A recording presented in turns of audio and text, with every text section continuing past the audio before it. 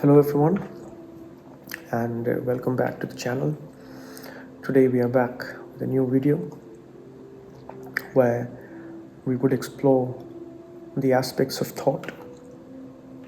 And the aspect I would like to cover today is the comfort which thought demands. We are covering many aspects of thought like repetitiveness, mechanicalness, the limits of thought. And today is another taste of the same medicine by looking at it from the point that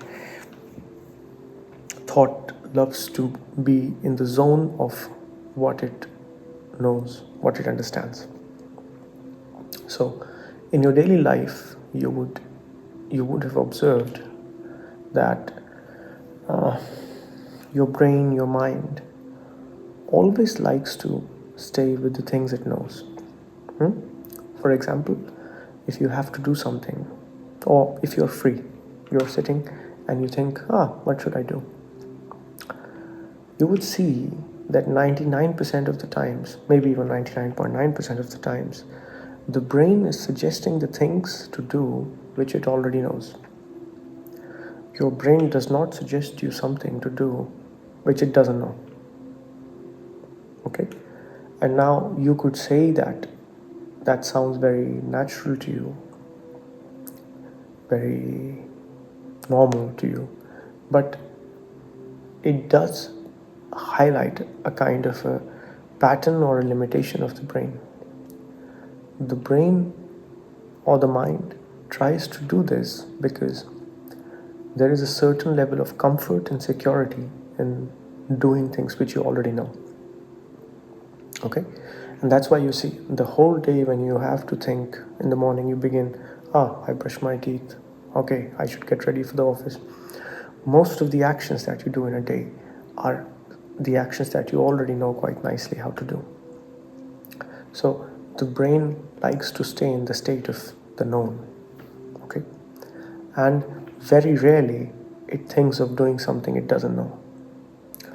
It only happens when it is forced to do something which it doesn't know because of the situation, scenarios, and then the brain tries to learn or adjust or adapt according to the new situation. Now, this big mistake happens when people are trying to do the same thing in the field of meditation. Someone learns a specific way of meditating by some guided meditation. Someone memorizes those steps, and after memorizing the steps, you reach to some experience. This experience could be the experience of colors, energy, frequency, out of body, this and that, whatever. And once it has happened, you then try to remember that experience. It stays with you. And then this becomes your general practice that, okay, I will sit in the evening, morning, whatever time you prefer, and you follow the same steps and you try to reach the same experience, whatever you call meditation. So what essentially the mind is trying to do is to bring meditation in the field of knowledge, in the field of the known. That now I know what is meditation, I know what are the steps I have to take, and I know what will be the end result or the end experience. And when the end experience happens, I can recognize and then I can confirm that yes, I have achieved the whole point of meditation, the goal of meditation, and the final experience has happened. So this is what the general trend in meditation has become, that it has been brought down to the field of knowledge because it's quite easy.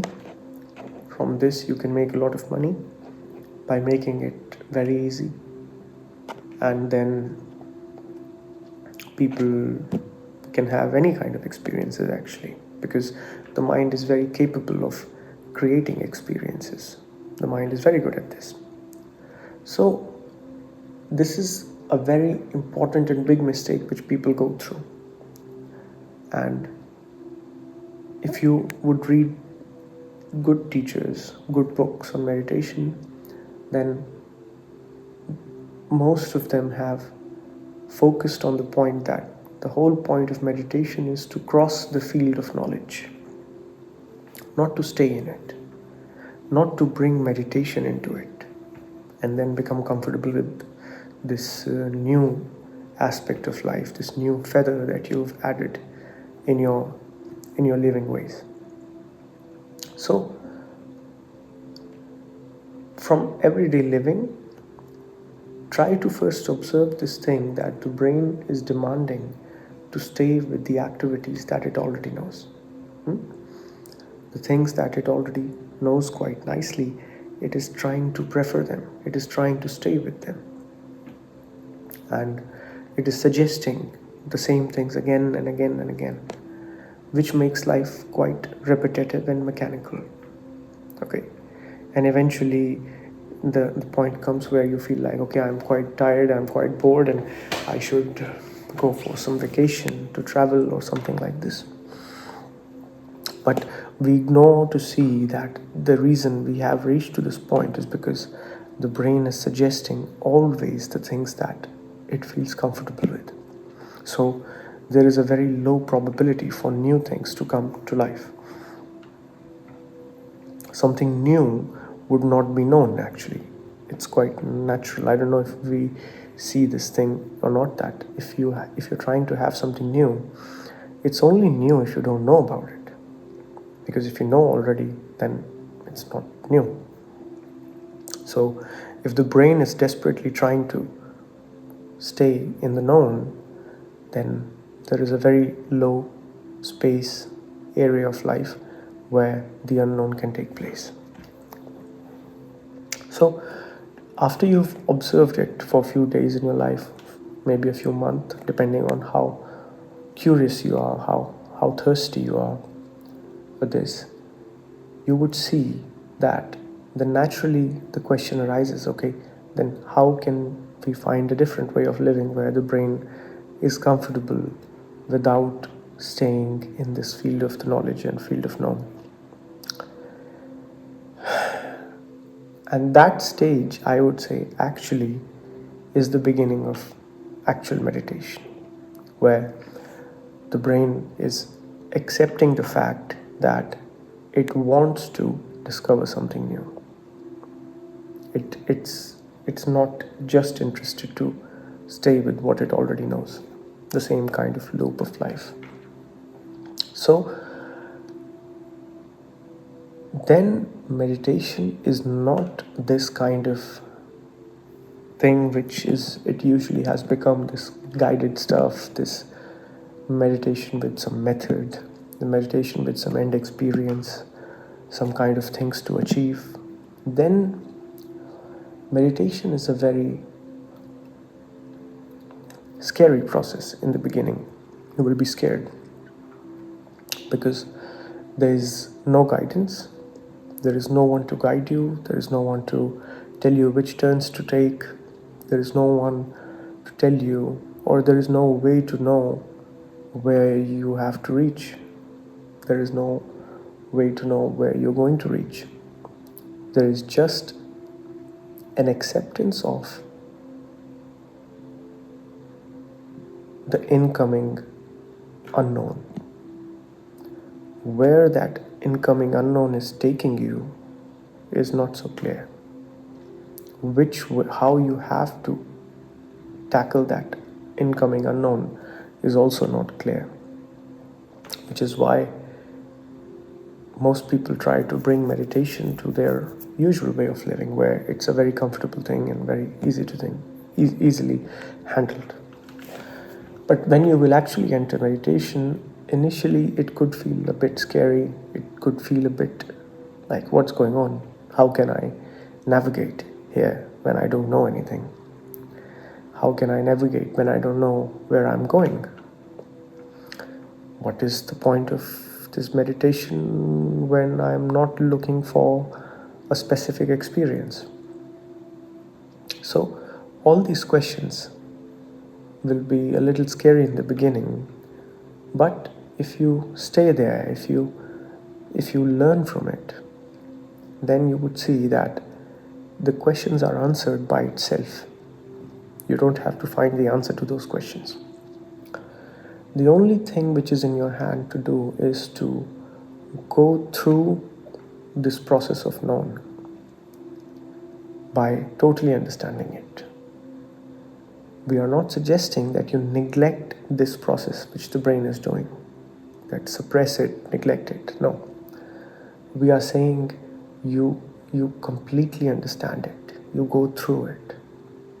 You observe it every day that yes, the brain is doing this.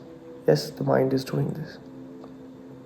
And once you do that, that very understanding of that process of staying with the known, of preferring the known, will open the doors of what is the field of the unknown.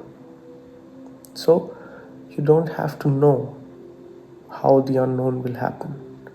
You don't have to know what kind of experience is there in the unknown. Okay? The only thing you can know is the known, because it is available to you. The unknown is not available to you. So the understanding of the known itself opens the doors to the field of unknown. It might feel a little weird when you listen to it for the first time, but try it, and I think then it would be much clearer. Don't think that by listening to these words you are understanding them. Even though you feel like you're understanding them, then know for sure that you're not understanding them. Question every understanding. Good teachers have always said, never settle with what you found. Keep moving. Question everything. Question every understanding. And you would see that that very questioning will lead you to a much more deeper understanding. So, observe this field of knowing. Observe how you like to live with the known. Observe how the brain is scared of the unknown, how the brain becomes angry of the unknown. And then, with the understanding of this whole process, something new might take place. So, experimentation is very important. It's the core of everything. Just listening to it as a story and thinking, yes, I understood it, then it's good as any other story. Okay? So, I hope you will try this, and if some part is felt like it was difficult or something, then please write to me, and I would like to explore that a little bit more. I would explain it a little bit more, and let's meet in the next video. Thank you.